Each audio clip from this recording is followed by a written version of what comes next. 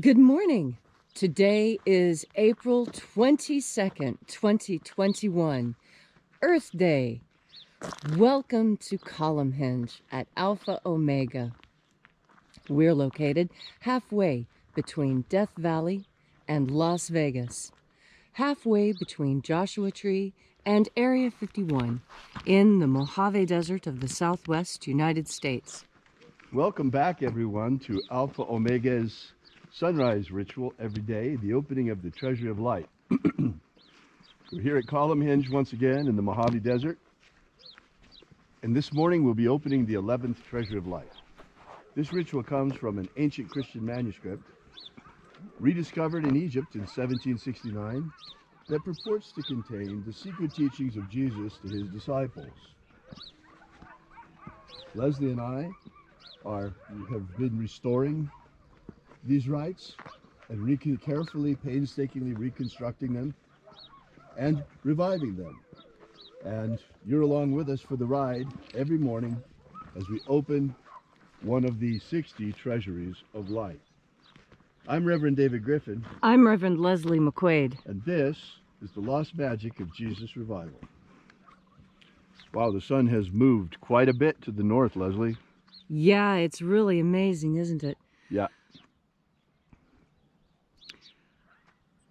Shall we begin? Yes. The sun is the dispenser of light to the earth. May the living light of the God Force inflame our souls with abundant life. Our destiny lies amongst the stars, and to the stars humanity shall ascend.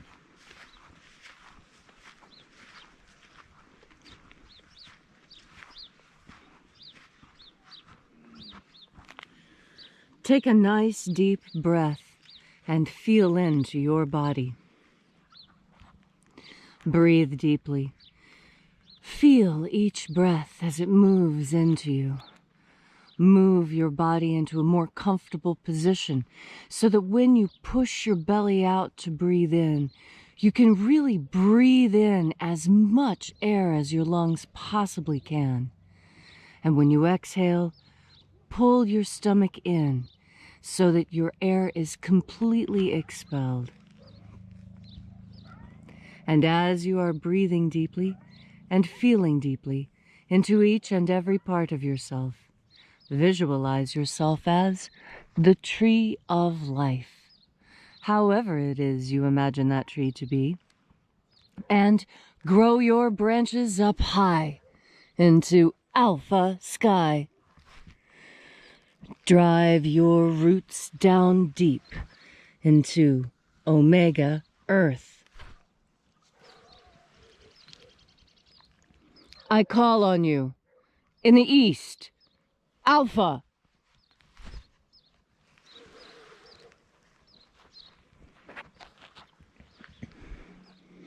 I call on you in the west, Omega.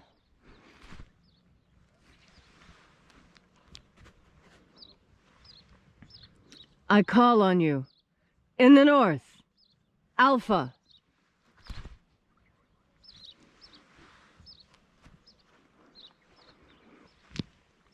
I call on you in the south, Omega.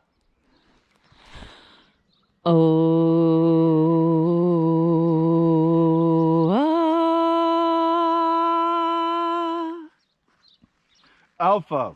At Omega. The beginning. And the end. The path of the age between sunrise. And sunset. And the path of the sun between birth. And death. And the path of life between Alpha. Omega.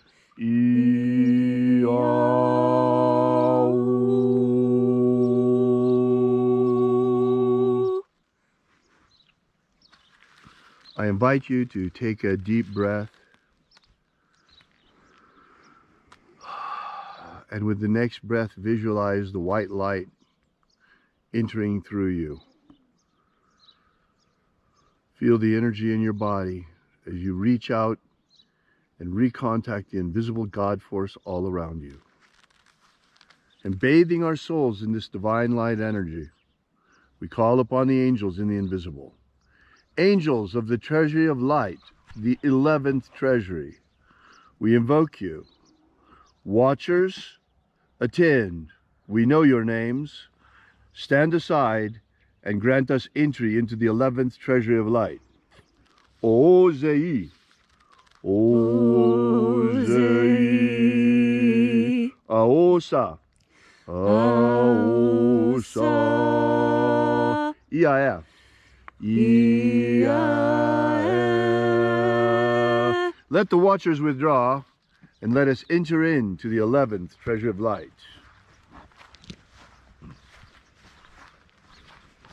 And there are 12 angels, heads in my Father's treasury. And these are the names that are in the places when they sing praises to my Father, and he gives light power to them.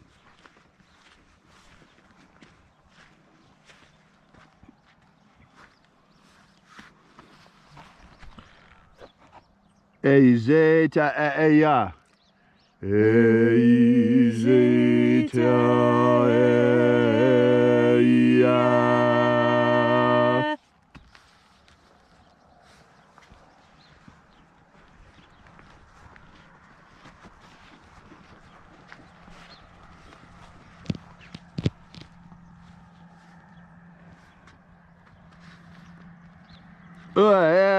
O a e.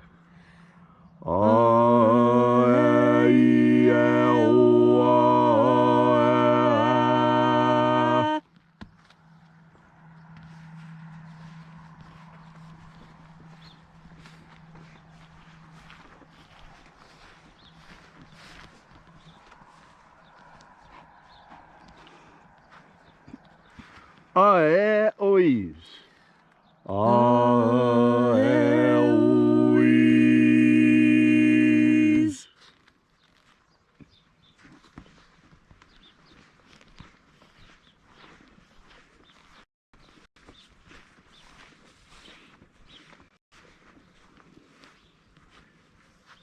Zeia. Zeia.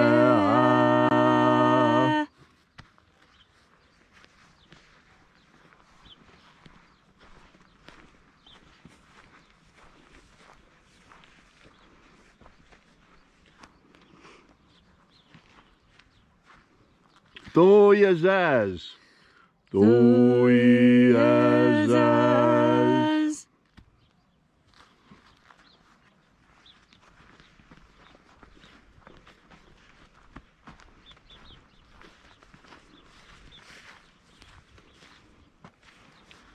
Eiza ei.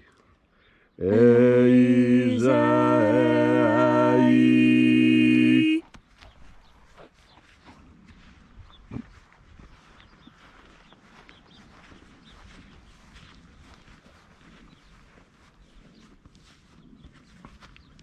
Tezoai. Tezoai.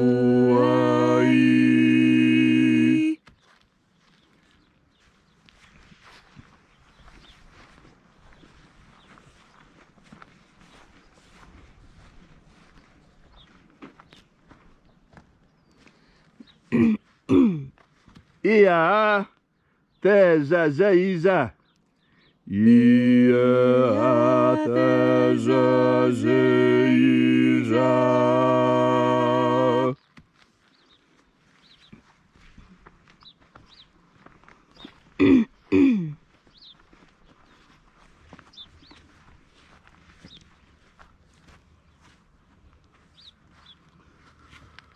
Oh yeah, yes. Oh yeah, yes.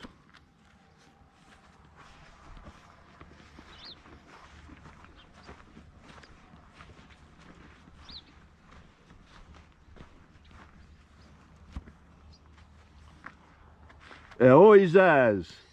Eoizaz.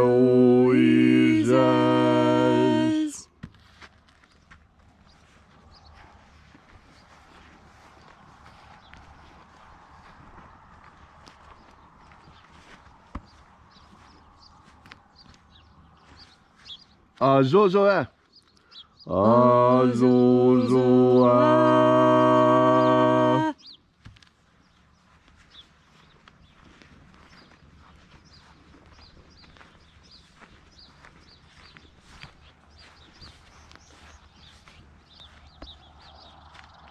Toeia epsa. Toeia epsa.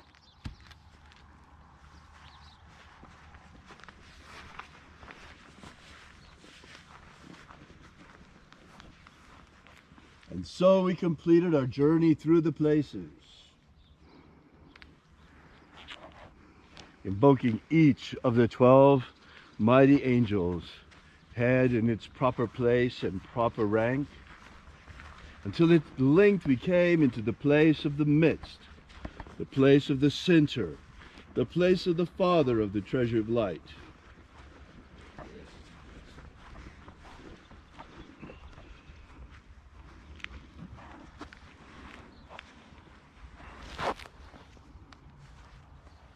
O Father of the 11th Treasure of Light, by your cipher and by your name, we invoke you. Ziota Owi. Ziota Owi. Let the divine light descend.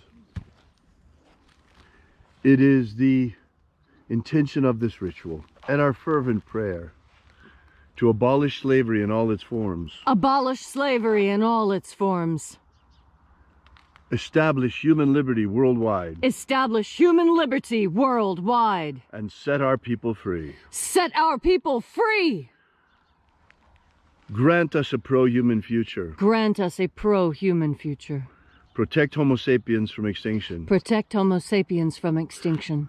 Restore the purity of our air. Restore the purity of our air. Of our water. Restore the purity of our water. Of our food. Restore the purity of our food. And our medicines. Restore the purity of our medicines. May all who search for the abundant life promised by the living Jesus discover the God force energy and how to flood our living souls with it. And also, at the end of this lifetime, may we not return continually for another lifetime of bondage on this planet, in a meat body working for a social economic system, but may the end of this lifetime ascend directly into the kingdom of light, the kingdom of heaven, in the luminous universe inside light, following the way opened for us by the living Jesus upon his ascension. All these things we ask in the name of the living Jesus. Amen. Amen. So mote it be. Take a moment now to again feel into your body. This ancient magical rite we are doing together helps you experience more God force energy.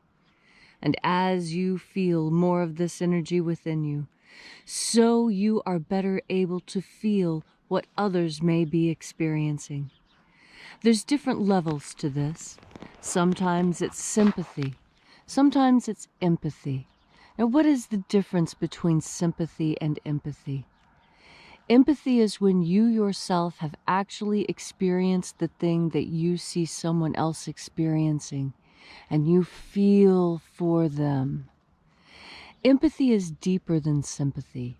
Sympathy is when you look at someone else's suffering, and although you've never experienced that suffering before, you feel for them anyway, in as much of a capacity as you can imagine. And because our imaginations are powerful, sometimes sympathy is even more powerful than empathy.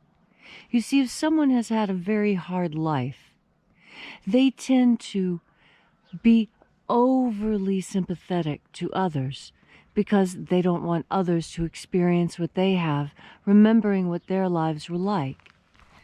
When someone offers sympathy to someone who isn't really suffering, it sets up a strange dynamic, because if someone is offered relief when not suffering, well, then they tend to look upon what they have been experiencing as suffering. Well, why else would they have gotten sympathy for it? And I think this is the feeling that has run much too rampant in our world of late. You see, there's a very fine line between helping people and between enabling people. And this is something else we talk a lot about, but not very often publicly. When you enable someone, what that means is that they're exhibiting a bad behavior, and rather than correct them in the moment and help them to be a better person, which is giving them a hand up and absolutely appropriate, instead you say, "Oh, there, little feller. It's not going to be so bad. You know, chin up, and I'm really sorry this has happened to you, and here's a nice lollipop. Will a lollipop make you feel better?" Now, you can see how that would spoil a child, but you must also understand how that could spoil an entire nation. If you have a nation of trusting, obedient, intelligent people who are experiencing hardships, and you tell them, "Oh, here's some government aid to help you and help ease your suffering," well, then they're going to look around at their life and think that they've been suffering, when in fact they haven't been. Times have been just a little tough. And in fact, it's when times are a little tough that all of us grow the most. When you think of it, think back and be honest with yourself. Do you learn more when you do something right or when you do something wrong?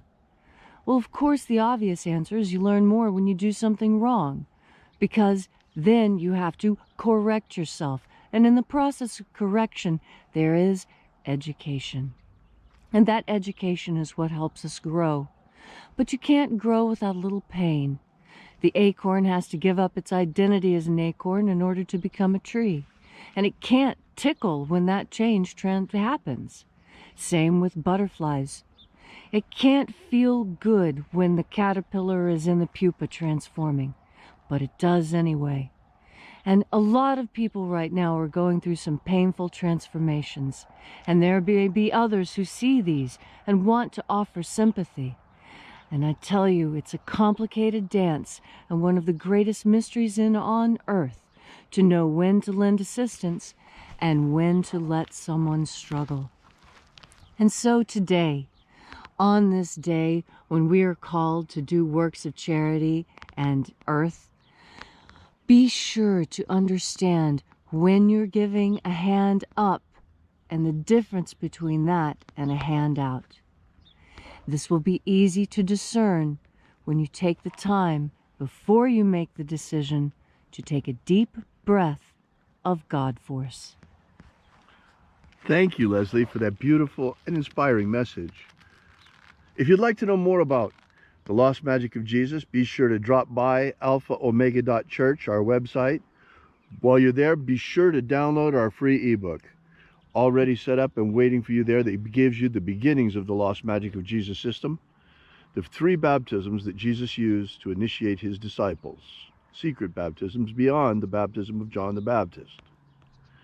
While you're there, we invite you to visit our prayer wall. We bring the petitions daily to the angels. And also, while you're there, we ask that you consider using our donation button.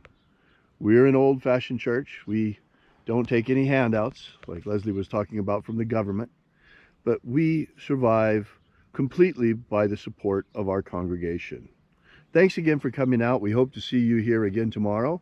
And until then, at the hour of sunrise, as always, remember, have faith and expect a miracle. And until we have the pleasure of each other's company again, may the God force run strong within you. And as always, may your magics work better than expected.